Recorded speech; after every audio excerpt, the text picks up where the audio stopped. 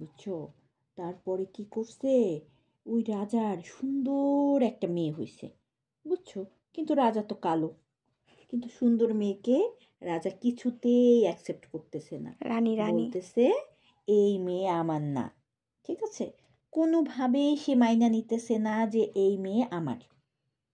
ঠিক, হ্যাঁ হ্যাঁ, ওরকম ভাবে, বুঝছো? হ্যাঁ, আমাদের বাসায় একজন রানী ছিল, খুব আদরের রানী। আমাদের রানীর নাম ছিল তুলতুল, বুঝছো? তুলতুলকে আমরা একটা সাদা রাজার সাথে বিয়ে দিছিলাম।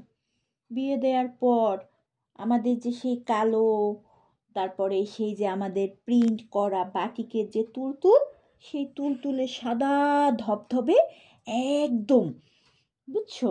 সাদা ধবধবে 3টা রসগোল্লা হয়। রসগোল্লা হয়েছিল। এখন তুলতুল তো রসগোল্লাকে দুধ খাওয়াবে না, কিছুতেই খাওয়াবে না।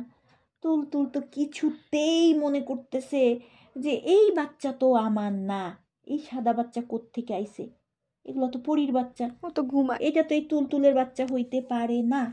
আচ্ছা, যাই হোক, তারপরে 2 দিন পর তুলতুলের সৎ বুদ্ধি হলো, বাচ্চাগুলা কান্নাকাটি করতেছে দেখা তুলতুল নিয়মিত দুধ খাওয়ানো শুরু করলো। নানু দোয়া করলাম, মা দোয়া করলাম যে ঠিক আছে, এই দোয়াই তুলতুল বাচ্চাগুলারে দুধ খাওয়াইলো। হ্যাঁ, এরপরে 1 মাস গেল, 1.5 মাস গেল, তুলতুলের আবার মাথা খারাপ হয়ে গেল। তুলতুল বাসার থেকে বের হয়ে গেল, বের হয়ে জঙ্গলে গিয়ে বসে থাকা শুরু করলো, আম গাছে উঠা বসে থাকা শুরু করলো, টিনের উপরে উঠা বসে থাকা শুরু করলো। কিছুতেই আর ওই বাচ্চাদের তুলতুল অ্যাকসেপ্ট করতেছে না।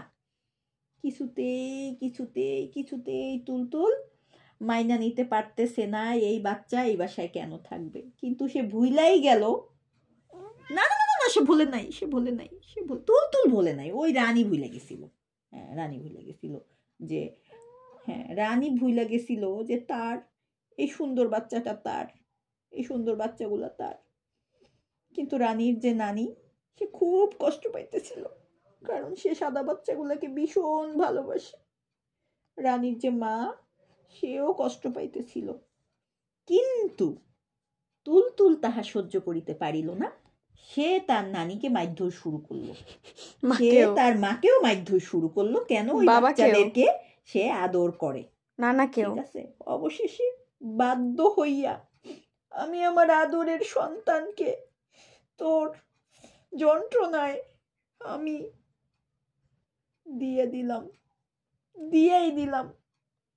এরপরে দেখো রানী কি সুন্দর মতো বাসায় কামব্যাক করিয়াছে, এবং সে আমার কোলে কি সুন্দর মতো আজকে ঘুমায়ে ঘুমায়ে গল্প শুনতেছে। এখন এই বাসা তাহার, এই বাসায় আর কোনো সাদা বাচ্চার আনাগোনা নাই। দেখ কি সুন্দর করে সে এখন নানুর কোলে ঘুমাচ্ছে। হ্যাঁ, এই বাসা তোমার, এই বাসা তোমার, এই সোফা তোমার, এই দেয়াল তোমার, এই নানি তোর, মা নানি তোর, বাপ তোমার, তোর, এই সব মা তোমার, সব তোমার।